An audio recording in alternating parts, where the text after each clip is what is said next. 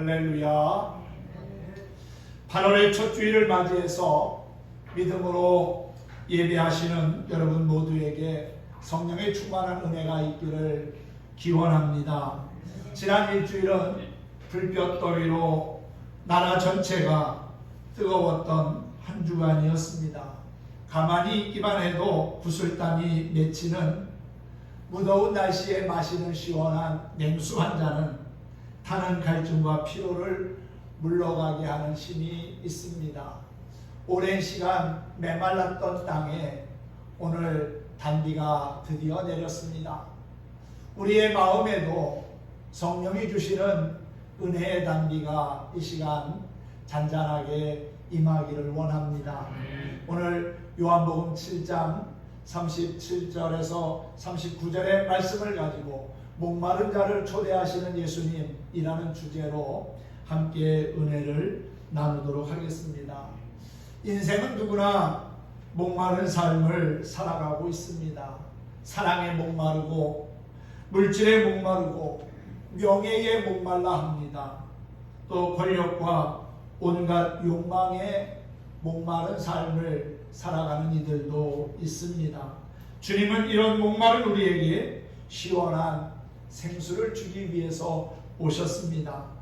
누구든지 그분 앞에만 가면 삶의 갈증을 해결할 수 있고 또한 천국의 기쁨을 누릴 수 있다는 사실입니다.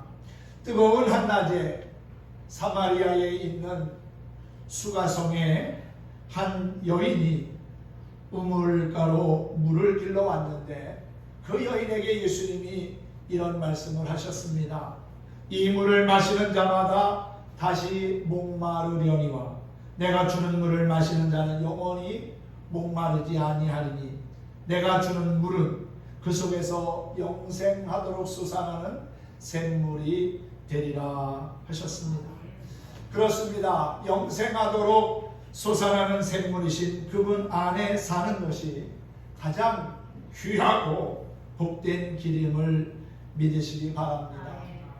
우리의 삶의 크고 작은 문제들 내 힘으로 해결하려고 하면은 잘 안 됩니다. 어렵습니다. 문제 앞에서 낙심하고 또한 주저앉은 적이 얼마나 많습니까? 왜 문제가 우리에게 그렇게 힘들고 어려운 것일까요? 답을 알지 못하기 때문에 그런 겁니다. 답만 알면 문제는 어렵지 않습니다. 쉽습니다. 하지만 답을 알지 못하며 살기 때문에 우리는 힘들고 어려운 삶을 살아갈 수밖에 없는 것이지요. 그런데 여러분, 우리 인생의 모든 문제의 답을 가지고 계신 분이 있습니다. 그분이 바로 예수 그리스도지요.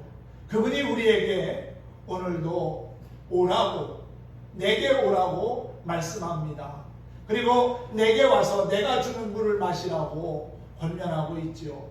주님의 부르심에 우리가 응답하고 또한 그 부르심 앞에 더 가까이 나아가는 것이 신앙생활인데 올바른 믿음의 삶을 통해서 하나님 앞에 더욱더 존귀하게 쓰임받고 우리의 삶의 크고 작은 문제들이 해결받으며 그리고 우리의 메말랐던 심령이 주님이 주시는 생수로 시원케 되는 귀한 은혜가 있기를 간절히 소망합니다.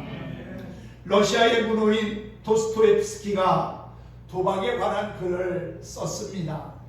그는 많은 사람들이 도박하는 이유가 돈 때문이라는 생각을 했습니다. 그런데 알고 보니까 돈이 목적이 아니라는 겁니다. 돈 때문에 도박을 하는 사람이라면 돈을 주면 돈이 생기면 도박을 하지 말아야 되지 않습니까? 그런데 여전히 돈이 생기면 도박장으로 달려가더라는 거지요. 우리도 가끔 뉴스에서 도박에 관한 이야기를 듣게 됩니다. 그때마다 이해 안 되는 부분은 가난하고 없는 사람들이 아닌 많은 것을 가지고 누리고 있는 부유층의 사람들이 도박을 한다는 것이지요. 그래서 도스토옙스키가 내린 결론은 도박은 돈 때문이 아니라 육체의 깊은 목마름 때문이다 라는 결론을 내렸다는 것입니다. 육체의 목마름 때문에 결국 그 일을 다시금 행한다는 거지요. 채워지지 않고 만족하지 못한 깊은 육체적 갈등 때문에 사람들은 이리 비틀거리고 저리 비틀거리는데 도박은 그 비틀거림의 한 형태라는 겁니다. 이 갈증, 이 목마름의 이유는 무엇입니까? 바울은 사람들의 이러한 갈증에 대해서 에베소서에서 아주 분명하게 정리해 놨습니다. 에베소서 2장 3절의 말씀입니다. 전에는 우리도 다 그 가운데서 우리 육체의 욕심을 따라 지내며 육체와 마음에 원하는 것을 하여 다른 이들과 같이 본질상 진노의 자녀이었더니 그랬습니다. 육체의 욕심을 따라 육체와 마음이 원하는 것을 한다는 겁니다. 이 육체의 욕심이 곧 사람의 깊은 목마름이고 우리 인생을 방황하게 만드는 것이라는 사실이지요. 여기서 육체의 욕심이라고 표현된 헬라어 에피두미아는 강렬한 정욕을 가리키는 단어입니다. 어떤 것으로도 끌 수 없는 아주 강렬한 불꽃 같은 육체적인 욕구를 에피두미아라고 한다는 거지요. 이 육체의 욕심의 힘은 정말 대단합니다. 사람의 마음과 몸을 동시에 사로잡아 버리지요. 그래서 사람들이 저항하지도 못하고 무서운 욕망의 포로에 사로잡혀 살아가고 있다는 사실입니다. 이 목마름은 우리의 힘으로 해결할 수가 없습니다. 그래서 솔로몬은 전도서 5장 10절에서 은을 사랑하는 자는 은으로 만족할 수 없고 풍물을 사랑하는 자는 소득으로 만족하지 아니하나니 이것도 헛되도다 그랬어요. 그럼 육체적 욕심은 무엇에 뿌리를 두고 있을까요? 육체적 욕심의 근본 뿌리는 죄에 있습니다. 모든 문제의 배후에는 항상 죄가 도사리고 있다는 겁니다. 죄로 인하여 부패한 우리의 본성이 육체적 욕심을 자극해가지고 끝없는 갈증을 느끼게 만드는 겁니다. 죄성을 가진 우리의 욕심은 쌓아도 끝이 보이지 않습니다. 즐기고 즐겨도 만족이 없습니다. 가지고 가져도 늘 부족한 것 같습니다. 나이가 들어 근력이 떨어지고 기력이 쇠하여도 이 욕심은 우리 마음에서 여전히 꿈틀거리고 있다는 사실이지요. 내용과 크기와 모양은 다를지라도 육체의 욕심은 떨어져 나가지 아니하고 우리의 삶을 자꾸만 힘들고 피곤하게 만듭니다. 채워지지 않는 목마름 때문에 비틀거리는 욕망의 행렬은 지금도 멈추질 않습니다. 사람들은 저마다 이 목마름을 해결하려고 애쓰고 노력하지만은 참된 만족을 얻지 못합니다. 예수님은 그런 우리를 긍휼히 여기시고 내게 오라고 말씀하고 있지요. 오늘 본문 말씀 37절과 38절의 말씀을 다시 한번 읽어드립니다. 명절 끝날 곧 큰 날에 예수께서 외쳐 이르시되 누구든지 목마르거든 내게로 와서 마시라.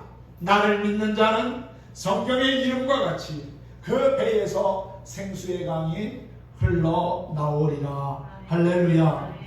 여러분, 예수님이 이 말씀을 하신 곳이 어딜까요? 예루살렘 성전입니다. 지금 예루살렘 성전에서는 어떤 일이 일어나고 있습니까? 엄숙한 초막절의 의식이 진행되고 있습니다. 그 절기의 마지막 의식이 진행되는 절기 끝날입니다. 예복을 입은 제사장들이 성전에 나와 언덕으로 뻗어있는 돌길을 따라 실로암 연못으로 갑니다. 그곳에서 황금으로 만든 물통에 물을 가득히 채운 다음 다시금 성전 제단으로 올라옵니다. 이들이 실로암 못에서 물을 떠오는 의식은 광야에서 이스라엘 백성을 살린 것이 여호와께서 주신 물이라고 하는 점을 기억하기 위함입니다. 그래서 그들은 실로암 못에서 물을 길어오면서 여호와의 구원을 기념했다는 것이지요. 그들은 물을 길어와서 제단에 붓고 여호와의 이름을 부르며 찬양하고 예배했습니다. 이 의식이 한참 진행되고 있는 시간에, 그리고 그 초막절기에 제사를 마무리하는 그 시간, 그 시점에 예수님이 그들을 향하여 서서 외쳤다는 것이지요. 뭐라고 외쳤다고 했습니까? 누구든지 목마르거든 내게로 와서 마시라 라고 외친 것입니다.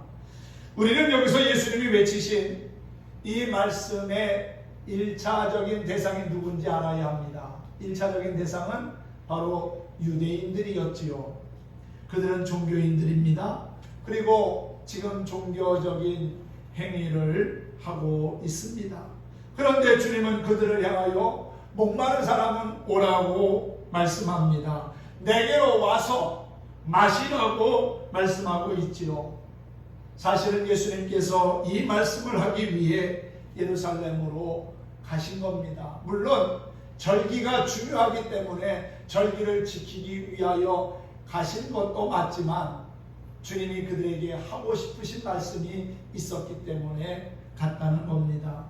그곳에 자신을 죽이려는 음모가 있음을 아셨지만 주님은 그곳으로 가셨습니다. 죽음을 무릅쓰고 자신의 정체를 그들에게 드러내셨습니다. 그리고 바로 이 결정적인 목적의 메시지를 외치신 겁니다. 여기 중요한 메시지가 있습니다. 사람들은 종교적 행위가 인간의 근본적인 갈증을 해결해 줄 수 없다는 겁니다. 종교적인 의식 물론 중요하지요.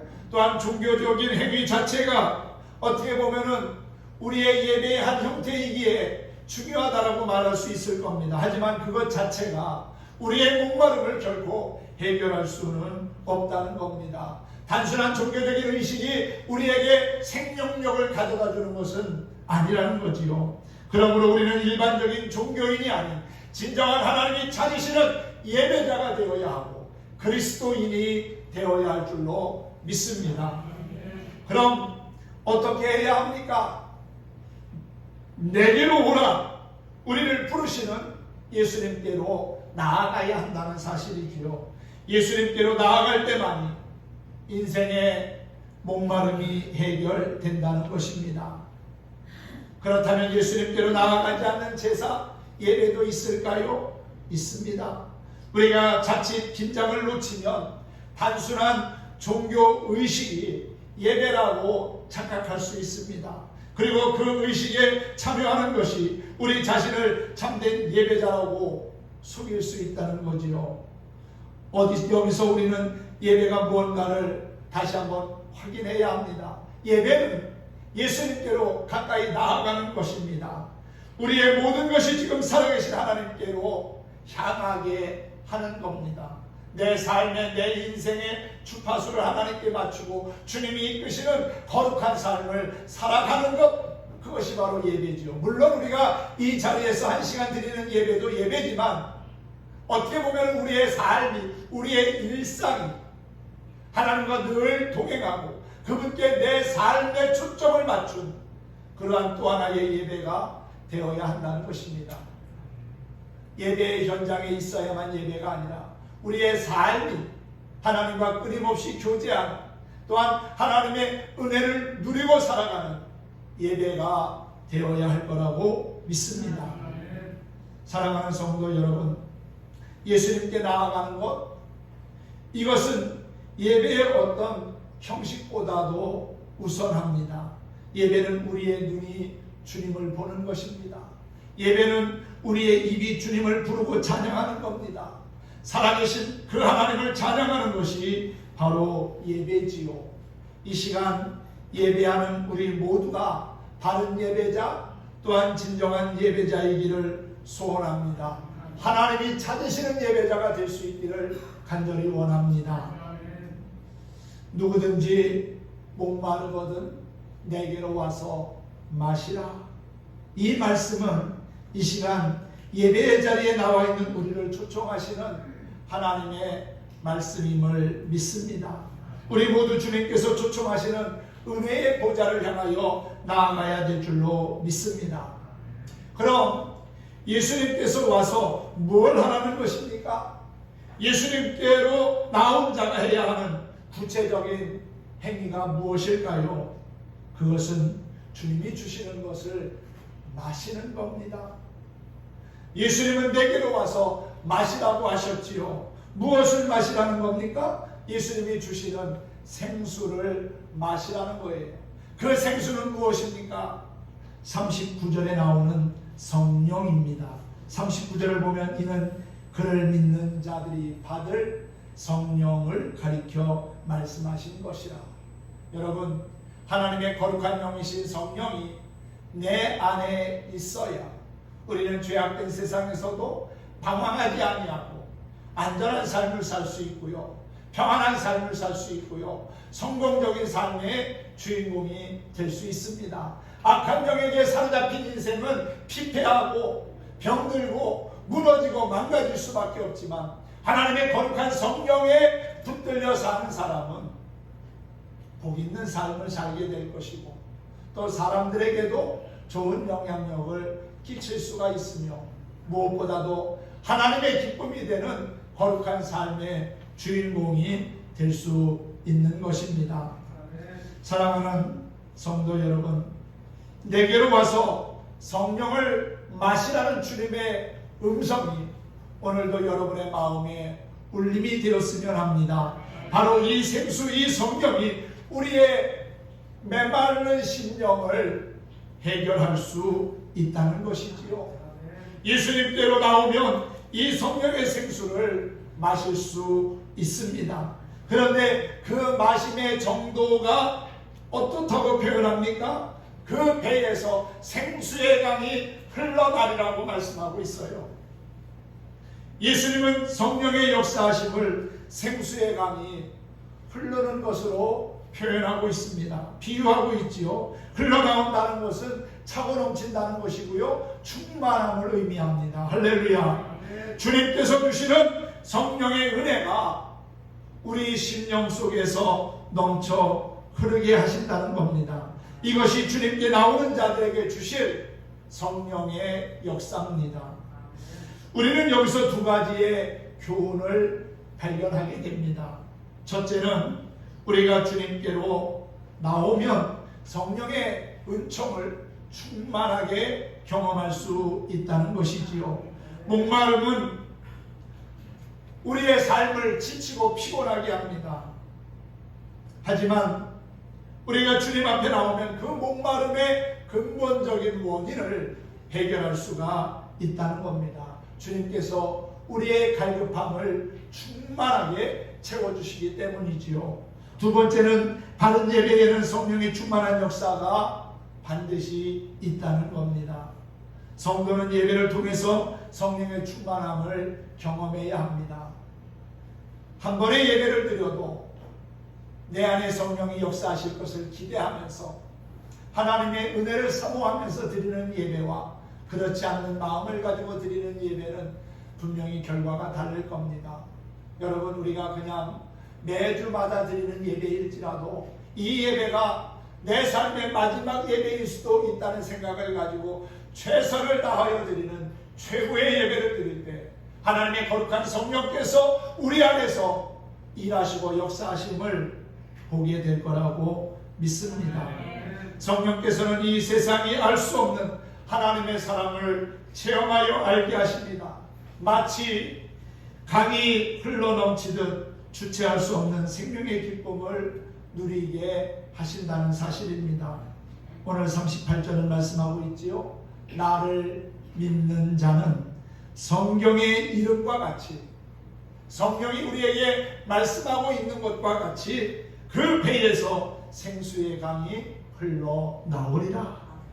여러분, 이 말씀을 믿으십니까? 우리가 진정으로 주님께 나아가면 주님께서 성령의 충만한 은혜를 주실 걸 믿습니까? 예, 그렇습니다. 주님은 지금도 믿음으로 사는 우리에게 생수의 강이 흘러 넘치도록 충만한 은혜를 주시는 참 좋으신 분입니다. 그런데 여러분, 어떤 사람이 그 은혜를 누립니까? 나를 믿는 자, 예수 그리스도를 나의 주로 믿는 사람이 바로 그 하나님의 놀라운 은혜를 경험할 수가 있다는 것입니다. 예수님을 믿는 사람은 어디에서 생수의 강이 흐른다고 했습니까? 그 배에서 넘친다고 했습니다. 우리는 여기서 또한 두 가지를 알게 되는데요. 첫째는 내 속에 이미 성령이 계시다는 겁니다. 성령은 우리가 예수 그리스도를 나의 구주로 영접하는 순간 우리 안에 오셔서 일하기 시작하십니다. 우리가 예수 믿기 전에는 악한 것에 사로잡혀 사는 정말 불쌍한 인생이었지만은 예수님을 믿음으로 말미암아 우리는 죄에서 자유함을 얻게 되었고 구원함을 얻게 되었고 하나님의 자녀가 된 겁니다. 과거에는 악한 영에게 사로잡혀 살았던 인생이었지만 이제는 예수 그리스도의 거룩한 영이신 성령께 사로잡혀 사는 인생이 되었다는 것이지요. 참 놀라운 은혜 아닙니까? 정말 귀한 은혜 아닙니까? 또 한 가지는 내 속에 계신 성령이 강물처럼 넘쳐 흐르게 할 수 있다는 것이지요. 우리 안에 허락된 이 성령의 샘이 이제 충만하게 흘러넘치기를 사모하십시다. 성령의 역사를 사모하는 사람은 깨어 기도합니다. 성령의 역사를 사모하는 사람은 영적인 시선을 주님께 맞춥니다. 또한 성령의 역사를 사모하는 사람은 주의 말씀을 따라 살기를 싫습니다. 순종하며 산다는 거지요. 여러분의 심령에 성령을 사모함이 있기를 원합니다. 성령을 사모하는 것은 메마른 광야와 같은 길에 성령이 흘러갈 길을 내는 겁니다. 우리를 부르시는 주님의 음성에 귀를 기울이고 그 부름에 믿음으로 응답하기를 소망합니다. 더 이상 목마른 인생으로 방황하지 말고 영원한 생수이신 주님 앞에 더 가까이 나아갈 수 있기를 원합니다. 간절히 오라고 초청하시는 주님의 부르심 앞에 지체하지 말고 못 들은 채 하지 말고 겸손히 나아가는 우리 모두가 되었으면 좋겠습니다. 찬송가 528장 1절을 우리가 함께 부르면서 말씀을 정리하도록 하겠습니다. 예수님은 우리를 부드러운 음성으로 부르십니다. 방황치 말고 죄 있는 우리를 향하여 오라고 초청하고 계시는데 그 주님의 부르심과 초청을 생각하면서 감사한 마음을 가지고 함께 찬송해 보겠습니다.